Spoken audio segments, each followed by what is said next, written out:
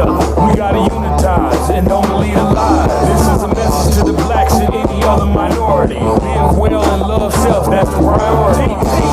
Been taught for so many centuries that they are nobody is not easy. So they very skillfully made you and me hate our African identity.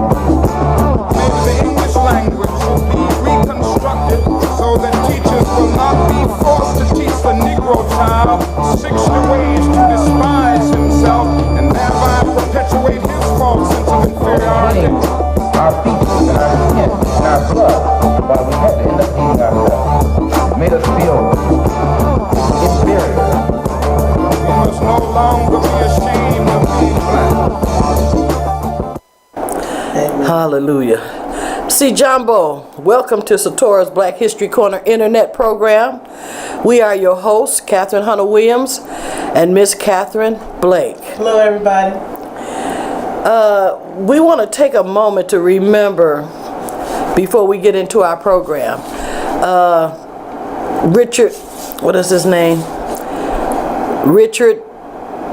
Instead of Dick Gregory. Well, I'm going to just say Dick Gregory because I don't have his actual name here with me. But they know who I'm talking about. Dick Gregory joined our Abba God and his ancestors on August 19, 2017. That was like last weekend. He was born October 12, 1932 in St. Louis, Missouri. He is an American black comedian, civil rights activist, and spokesman for health issues, and he became nationally recognized in the 1960s for a biting brand of comedy that attacked racial prejudice. He was reared in poverty in St. Louis. Gregory began working at an early age to help support his family. He also ran for president, and he had his picture on money. Yeah. It's a lot of things that you can find out about Dick Gregory. You can go to his site, which is I Am Dick Gregory, and we'll just take a moment and remember this wonderful man, because I would go to his site and listen to him. A lot of times it sounded like it was conspiracy theories, because he'll say some things like there are two Donald Trumps. When you see him with the red tie on, that's one Donald. And when you see him with the blue tie on, it's another Donald. But he breaks it down. Yeah, right. Yeah, so if you want to, just go to I Am Dick Gregory. And it's all in uppercase letters. So let's just take a moment to remember him. Amen. For a minute. He was a handsome man, too.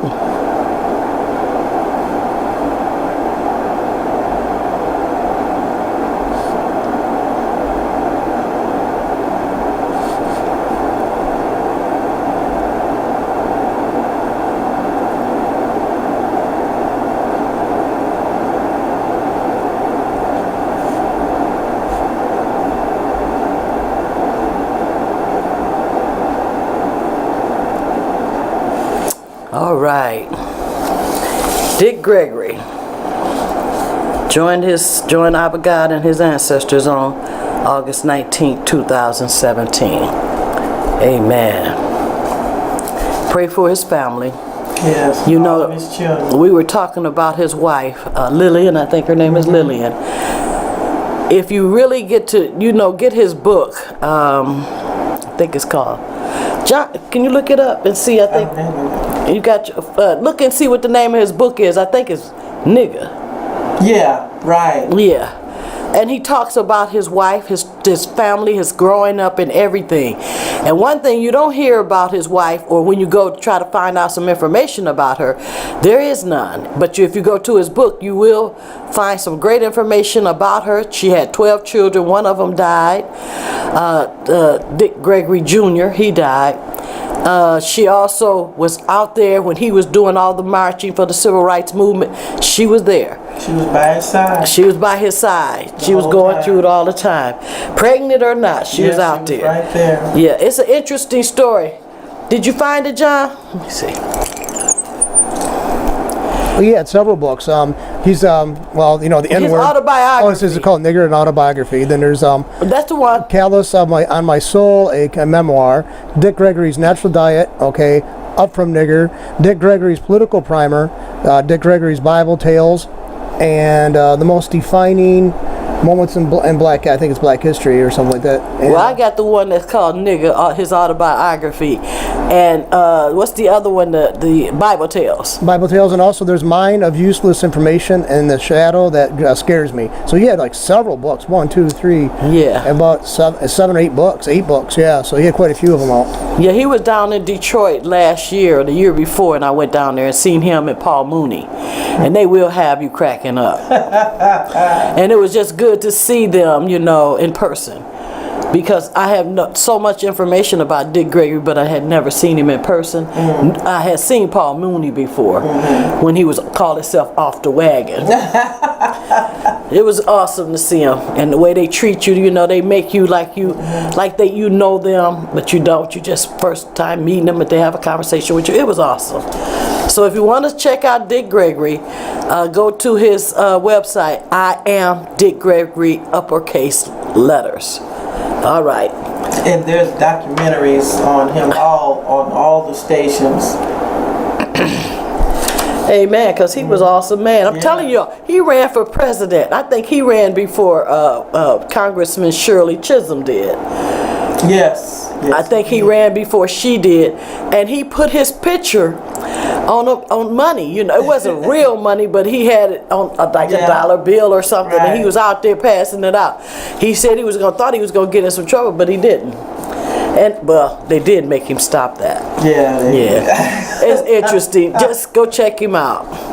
All right, today I'm going to tell you a story that is allegedly about a part of our story that I didn't think anyone knows about, and it's called the Devil's Punchbowl in Natchez, Mississippi.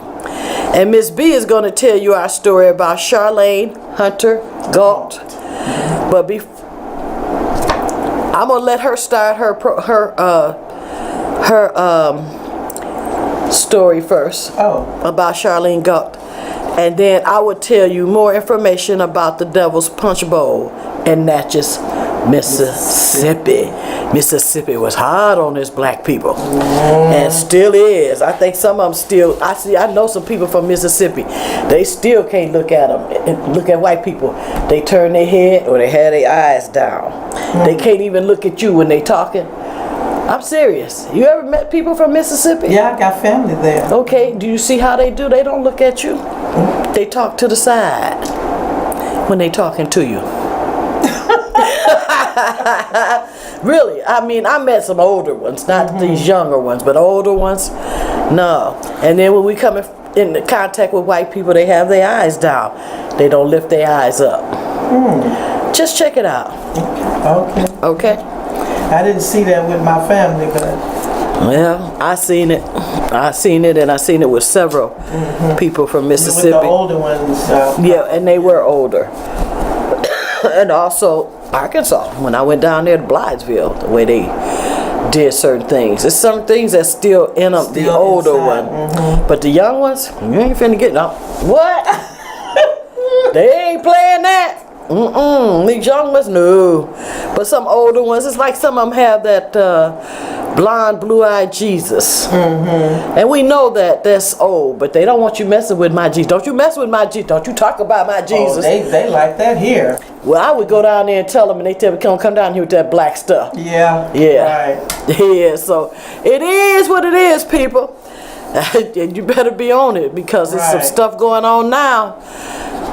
You better open your eyes and your ears. I was in a car wash, black-owned car wash here in Flint, and they had a blonde, blue-eyed Jesus with the sun behind him and everything, and it caught my eye, and I said, wow. I said, this is a black-owned? He said, yeah. I said, well, not to be starting anything. I said, but why don't you have a black Jesus in here? Because they got them. You can buy them now. You know, and he said, what? Don't start that with me. Jesus is all colors. I said, yeah. But you got a white one up in here. I know, but you know, I'm thinking this is a black-owned establishment, so why not? If he's in all colors, why not? have a black one, but he was. Well, I've heard this, that the Full Gospel, when they had their conference, I think it was last year or maybe earlier this year, that they telling everybody that's in Full Gospel to take all the white images out the churches. So they're doing it. Okay. Yeah, because it makes we can deal with it, but our children, it makes them passive. That's my way of dealing with it. I think it makes them passive because you be up there, you be in church, and up there behind the pastor is a big picture of a white Jesus. Well, he's white, so when I'm in front of white people, that's God. They must be gods. Or they just, some of them can't deal with them. That was back in the day. That's not happening today. It affects them though. Don't think it don't. And if you don't have parents to contradict it or turn it around or something, it messes up. Just like when in February they used to in the schools, till I got to talking to them about showing them Martin and when Martin Luther King. That's all they would show, and they would tell our children our history began in enslavement. And then on video they would show them. The water hoses and the dogs on the children. That makes them passive too. They don't want that to happen to them. But it's a different breed up here now. They don't care. They don't listen to us at all, y'all. I'm telling y'all. Some of them listen and some of them don't. Yes. But they doing their thing now. They don't even want to live like we lived or nothing, but they through the principles and values that I grew up with. My mama and them, we always wanted it better for our children. Right. Mama and them wanted it better for us, but they live in the moment. Right. Yeah, and I'm talking about 30 and under. Okay, let's go with the 30 and under. Can't deal with these even them. Sometimes I'll be wondering about them that's 50 and under. But they got to live their life. Each generation has their own issues to deal with. Yes, they do. Like we had ours, Mom and them had theirs, and on and on and on. Let's pass it on. Amen. Amen. Okay. All right. Ready for me? That's it. Let's pass it on. Okay. This was very interesting. This is a little history about Miss Charlayne Hunter-Gault and on her place among the sisters freedom fighters. Now, she was born February 27th, 1942 in Due West, South Carolina. Never heard of the place. Due West. South Carolina. South Carolina. Due West. Sound like one of the Kardashians. Well, ain't her daughter named West? Yeah, she's married to Kanye West. But she named, they was calling her Due West or something. Oh, okay. I don't know what they said her name. This is a city called Due West. Okay. Due West, South Carolina. And she spent the majority of her childhood in Georgia, where in 1961 she was almost to approach what? Hold on a minute. This is in her words. She said, "I could not believe that I was positioned in such company, but finally I made it over and was immediately touched by the obvious time and care that went into creating my space." Now what I am talking about right there is legends. The space she held with legends. Now these are in her words. And most of these ladies are right now have passed on and gone to meet their ancestors. But this is her words in 2008. She says, "Most of us are dead, but 5 of us are not. But these 5, some of them are gone." Is she still here? Yes. Oh, okay. Yes. She says, "We are among 20 African American women chosen by a group of educators and black history experts to be featured in a Smithsonian Institution traveling exhibit called the Freedom Sisters." Did you find out if they was going to bring it around in this area anywhere? Well, in 2008, was the last time that I could find they did it. Oh, okay. And I've been trying to find out more information because I would love To see this. Yeah. Love to see this. And she adds on here, and on Friday night in mid-March at the Cincinnati Museum Center, the 5 of us whose lives intersected with historical moments in struggle for freedom and dignity for African Americans got together to celebrate a long overdue tribute. It was a tribute not merely to us as individuals, but to us as symbols of a countless women who were the backbone of the civil rights movement. Okay.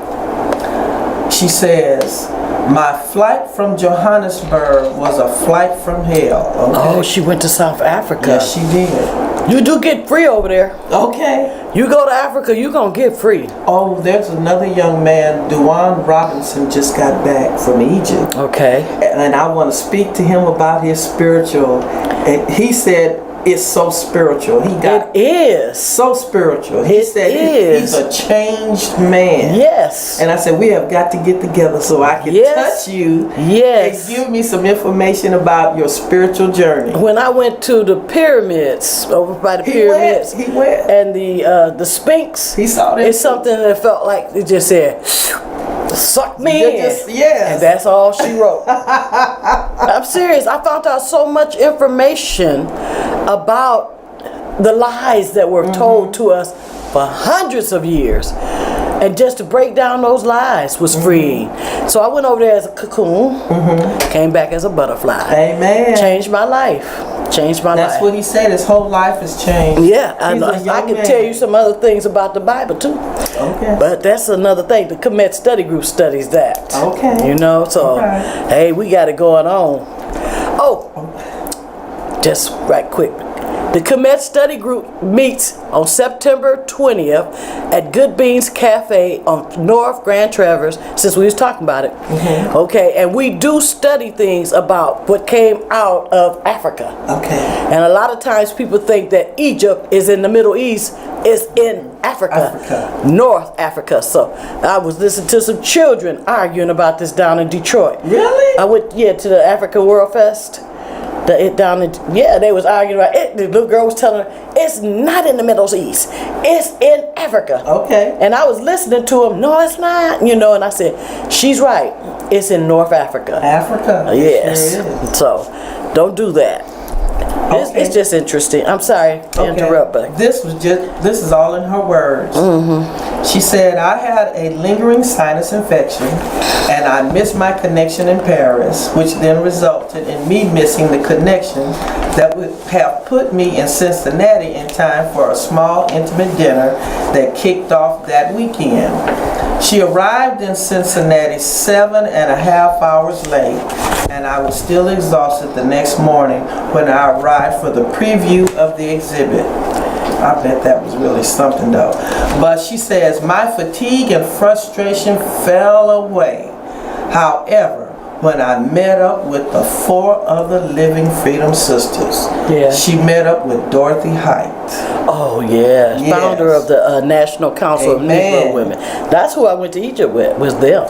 Really? I was a member with them at that time. Praise the Lord. Yeah. All right. They had a conference in the cradle of civilization. What? Yeah, What? yeah. It was awesome. I bet it It was. was. It really, truly was.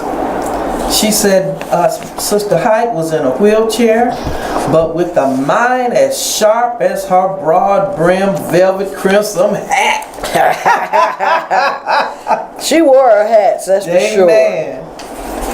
Mary Lee Evers, who built her own legacy of fighting for justice following the 1963 murder of her husband, Megger, in their driveway in Mississippi.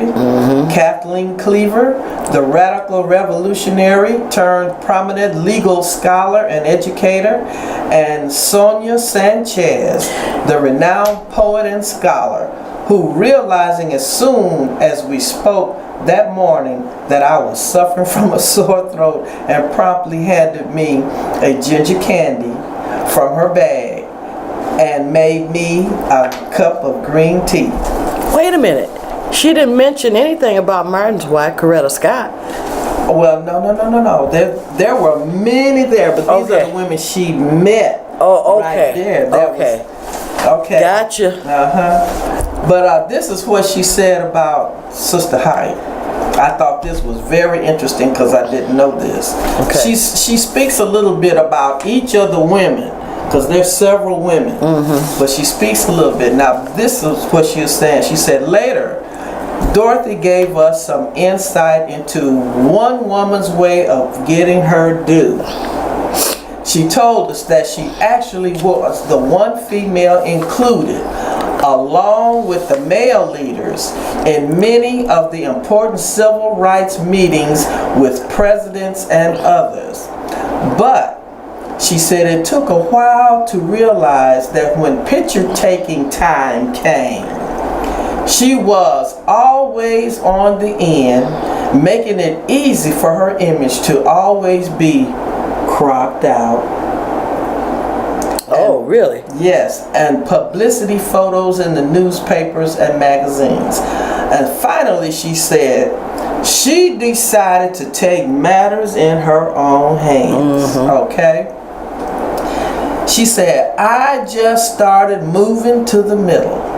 And to be sure, Dorothy Height was always the lone woman in the middle of the action. But however alone she was, did she ever represent? And as I walked ever so slowly through the 20 interactive kiosks that makes up the exhibition, I was struck anew by the courage of my sisters, those on whose shoulders I stood, and those with whom I shared our moment. Yeah, we came from some strong black women. Yes, we did. And a lot of them, you know, Dorothy Height was one of my heroes because of what she did, and also as the founder of the National Council of Negro Women, which is still going on today. So if you want to join it, internet, y'all, you got World Wide Web, www. National Council of Negro Women. They're still there. They still need help. They've been around for a long time, decades. And she was a great woman in her time. And she left a foundation for us. So, but this is on Miss Gault right here, her legacy. So in 1988, Hunter-Gault became the first African American to give the University of Georgia's commencement address. She has written books about her experience with integration and civil rights. The memoir of In My Place, 1992, To the Mountaintop, My Journey Through the Civil Rights Movement in 2012. She also authored New News About Africa in 2006, about the development and the changing of Africa. And the accolades Hunter-Gault has received during her career includes George Foster Peabody Broadcast Award and National News and Documentary Emmy Awards. Now, she was, if you look her up, you'll see she was a newscaster. And I thought this was interesting too, because this is one of your favorite songs. really? Yes. And they knew her by Keep On Keeping On. That's right on. Keep on keeping on. Yeah, we did keep on keeping on for a long time. Amen. Amen. But I really was interested in this exhibition, this traveling exhibition of these famous women, these great women, and I wanted, and she is one of them, and I wanted to find out more information about this traveling exhibit. Yeah, because it would have been nice to know if it was coming somewhere close, if not to Flint, to Detroit. Well, it caught my eye because I had something similar. Yeah, you did. Yeah, I had something similar. I wanted to give kudos to all the black women that were so involved in so much developing this country, and not only this country, but all over. All over the world. Yeah. Yeah. And she was one of them. Charlayne Hunter-Gault. Thank you. Yeah. All right. That was very interesting, and I love that when you mentioned Dorothy Height, because she's not mentioned much anymore. Yeah. You know, our history, somebody got to keep it alive. Yeah, absolutely. And so, you know, if we don't know about these people, there's nobody.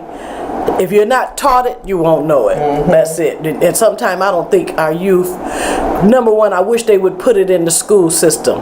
And you don't have to demand that they put it in the school system. Just request that they start teaching black history in the schools so that our children can know who they are, where they came from, and what actually happened. But don't tell them our history started in enslavement. I fought that so tough back in the day. Anyway, thank you, Ms. Well, Blake. I wanted to also make mention, because I did forget this, that she was the first black student to enter the University of Georgia under court order, under hostile environment, huh? Yeah. Yeah, well, that happened quite a few times in southern schools. Right. Anyway. University of Georgia. All right. Okay. Let me pass this information on. Now, I want y'all to know I couldn't really find any historical information about this happening, but that's why I said it's alleged that it happened. And I said, you know, I just said, I got to tell this story because there's got to be somebody out there that really know about it. Okay, you heard of Nazis concentration camps and of the Japanese concentration camps here in this country during World War II. Thank you, John. When they bombed Pearl Harbor. Oh, yeah. They round up all these Japanese people and put them in concentration camps. Well, I found out a little information about this concentration camp called the Devil's Punchbowl. Devil's Punchbowl. Okay. There is a closely guarded secret that has been deliberately buried by mainstream media and historians. After the Civil War and during the war, millions of freed blacks people were funneled into concentration camps in America and killed through forced starvation and other means, and you can imagine. Many of these locations were called contraband camps, and they were hastily built interment camps that were generally in the proximity to Union Army camps. See, that's a problem I have too, because the Union camps, the Union were supposed to have been for slavery. All right, so if y'all see any information about this, I need y'all to send it to me, and I'm going to give you my address after I get through with this story. There is a freedman's cemetery that they have. It's a marker, and it's located in, it was called the Federal Authorities established a cemetery here for newly freed African Americans. See, this must have been a recent one because they started calling Negroes African Americans in the 80s. Okay. During the Civil War. In January 1864, the military governor of Alexandria confiscated for use as a burying ground and abandoned pasture from the family with Confederate sympathies. About 1,700 freed people, including infants and black Union soldiers, were interred here before the last recorded burial in January 1869. Most of the deceased had resided in what is known as Old Town and in nearby rural settlements. Despite mid-20th century construction projects, many burial remains undisturbed, and a list of these are interred here has also survived, and one of them is the Devil's Punchbowl. Okay, one gruesome camp in particular was located in Natchez, Mississippi. The Devil's Punchbowl is a place located in Natchez where during the Civil War, authorities forced tens of thousands of free slaves to live in these American death camps. Researcher Paula Westbrook said that the Union Army did not allow them to remove the bodies from the camp. They just gave them shovels and said bury them where they dropped. Wow. And there is a picture, John, where it's got the skulls and the black man sitting down by it. Okay. When the slaves were released from plantations during the occupation, they overran Natchez. This is why this happened. And the population went from about 10,000 to 120,000 overnight. Wow. Westbrook said. So they decided to build an encampment for them at Devil's Punchbowl, which they walled off and would not let them out. Don Estes, former director of Natchez City Cemetery, said in Natchez, Mississippi,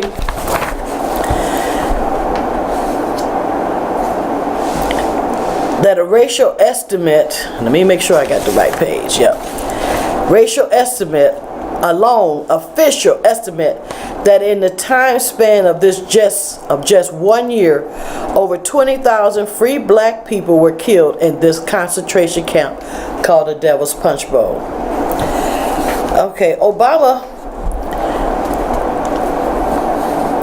President Obama recently earmarked millions of dollars in reparations to Jewish survivors of Nazi Germany Holocaust. Oh, I'm getting off. It's a website called Melanoid, and it has some information about this. It's called Melanoid Nation, and this is about reparations. When our melanoid Americans, that's black, going to receive reparations for antebellum slavery, the contraband camp after slavery, the Jim Crow era terrorism, 100 years of ritualistic lynching and other state-sanctioned terrorism aimed at black people still today. This is a story about this here, the Devil's Punchbowl, which was found out by Paula Westbrook and Don Estes, a historian who is doing history, trying to find facts about this. And there are historians that are working to piece together the story of the Devil's Punchbowl, and we will see what comes out of this. I'm gonna watch this story to see how it goes, and never forget if it is true from what I'm seeing. I mean, they did it to Japanese. Why are they gonna do it to blacks? I received that information from someone else too that wanted me to have that. About the Devil's Punchbowl? The Devil's Punchbowl. Because it's what I say is a little known secret. It's a quiet, closely guarded secret. It was a closely that has been deliberately buried by mainstream media and historian. That's what I was told. Hey, they didn't want us to know about it, but somebody got it out, and it was a white woman. Her name is Paula Westbrook. She has a. If you go to the site about this Devil's Punchbowl, now it's two Devil's Punchbowls. One is a historical site of a falls and all that. When you go over to, when you do it, put it in, punch it in as Devil's Punchbowl, the concentration camp. And it'll pull up all this information I'm telling you about. And there's probably more information because I found this out a while ago. And I couldn't find anything, so I wasn't going to do it. I found this out, I think, in July. Yep, July 20th. Somebody sent it to me over the internet. I get a lot of stuff from over the internet because of the history, the thing of doing history. So if you want to find it, some more information about it, and if y'all find some information about it, please send me some information to Satora's Black History Corner, SBHC, P.O. Box 190136, Burton, Michigan 48519. Anyone that can find some more information about this to make sure that it's factual. You can also go, and when you go to the site, you will see Paula Westbrook. You will see it announced. It was announced on the news. So it's been out there. We just not finding out about it. Okay? And there is a book of this book that was written by this man named Ronald L. F. Davis, and it's called The Black Experience and Natchez. So this is a book that says something about the Devil's Punch Bowl. And then when you go on there, you will see these Hebrews praying, and it's a beautiful sight. It's actually really beautiful. The trees have grown over this. Yeah. And it's a beautiful, beautiful That's the sight. picture that I received. Yeah, it's a beautiful sight. Well, that's these are pictures I received. Yeah. I got some pictures. I mean, look at the black man with the skeletons, and he just sitting there. I mean, this is just a sad story. Anyway, they was unable to grapple with an instant population swell. The city turned to Union troops, still lingering. That's why I need to find more information out. After the war, to devise a merciless and penitent solution. So they decided to build an encampment at Devil's Punch Bowl, which they walled off and wouldn't let them out. And that's from the, he's the director of Natchez City Cemetery, Don Estes is playing. So you just go there and research it for yourself and find out, if you can find more information, like I said, send it to me. Satora's Black History Corner, SBHC, P.O. Box 190136, Burton, Michigan 48519. Let's see if we can get to the bottom of this, because I can really believe that this actually happened. But especially what a lot of other people are talking about. Yeah, it's coming out. It's coming out. Because when I received it over who sent it to me? It's one of those, a lot of stuff. I got it from Muslim. I thought about it. I got a lot of stuff. No, I got some stuff. I know you do. I do, because I be going, when they send me stuff, it's just like when I had the museum open. New York, all around the world, I receive stuff. Because we are people that's trying to keep our stuff alive. That's Well, right. Same thing here. Trying to keep our history alive. Amen. All right. Okay, so. Let you know some history you may not know. No, like who did you know about this? The Devil's Punch Bowl? Check it out. Concentration camp. And I can kind of believe it to a degree, but when they bring the Union soldiers in, I have an issue with that. But I can believe they did a concentration camp in that particular place that we know of. You know what they did to the Haitians? Yeah. Remember when the Haitians was coming over and they would put them in concentration? Come on, y'all. Let's get real here. Y'all need to know your history. Go back. Amen. And I think they still in concentration camps. They would let some of the Cubans in, but they wouldn't let the Haitians in. Go back. Go to the 80s.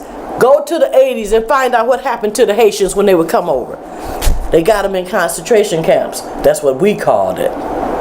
They called it something else. That's Something neat, but it's a concentration. They was experimenting on them. They was growing breasts. The men were growing breasts. Women stopped men.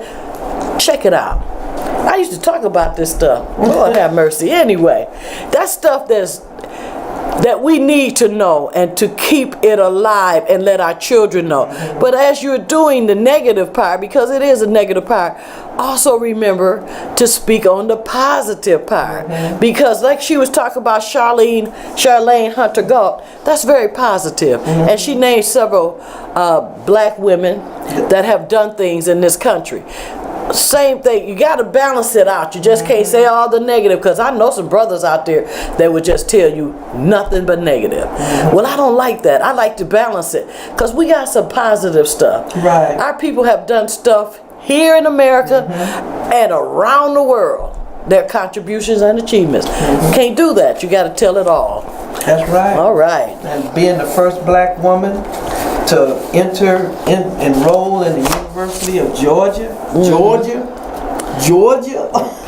Didn't know that little fact. That's a good one. Yeah. But that's what I mean. It's a lot of first things that we have done, and we have a vast history. And like I said, don't start it in slavery, because it didn't. You got to go to Africa. Remember that. And another thing, anybody that you could ever get the opportunity at least once in your life, go somewhere in Africa. Now make sure you find out that there's no civil war going on. Right. You don't want to go over there and a civil war is going on.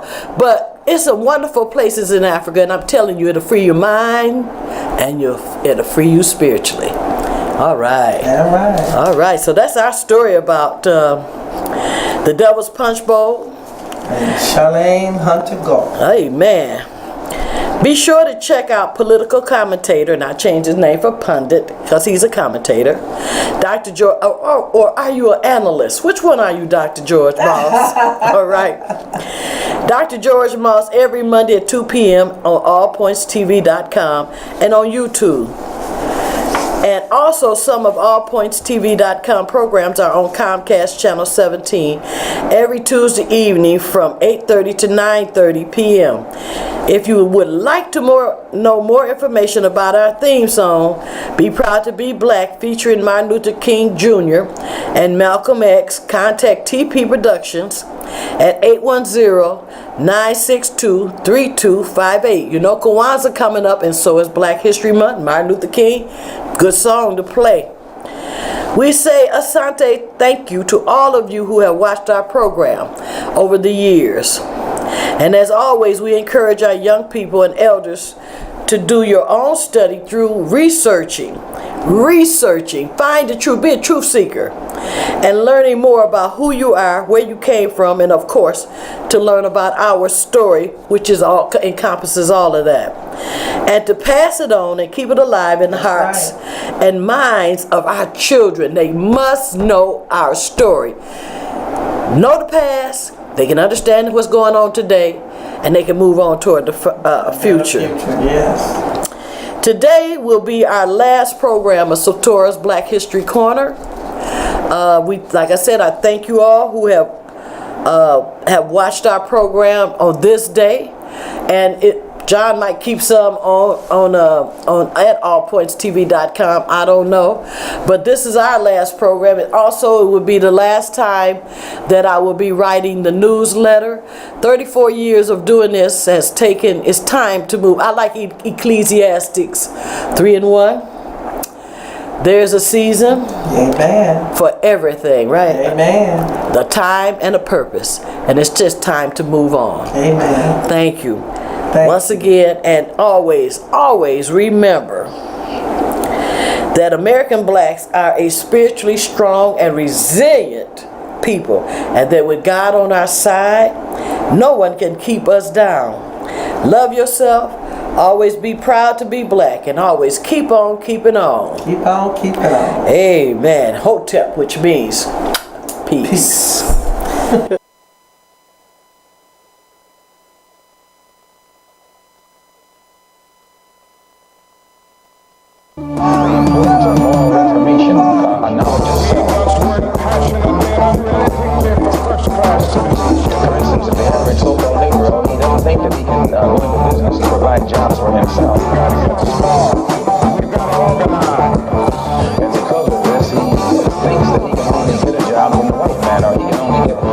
From the white man.